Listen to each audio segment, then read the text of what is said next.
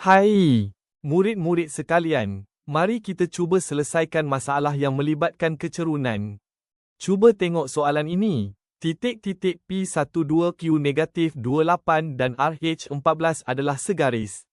Cari nilai H. Dari soalan, apakah itu segaris?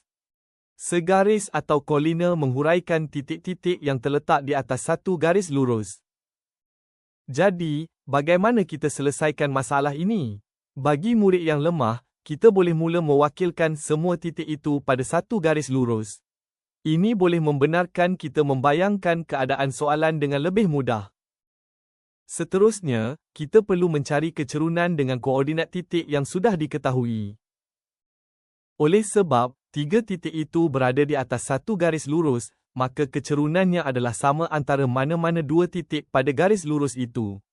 Jadi, kita hanya perlu menjalankan pengiraan berbalik dengan kecerunan yang baru diperoleh untuk mencari nilai H. Mari kita cuba wakilkan titik itu pada satu garis lurus. Kita tandakan titik P dahulu. Koordinat X titik Q adalah negatif 2, jadi kedudukan titik terletak di sebelah kiri titik P dan ke atas kerana koordinat Y ialah 8, lebih besar daripada 2.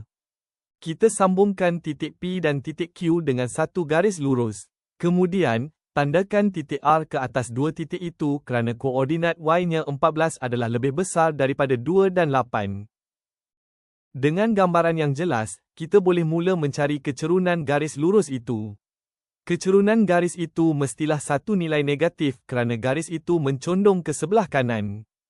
2 tolak 8, 1 tolak negatif 2.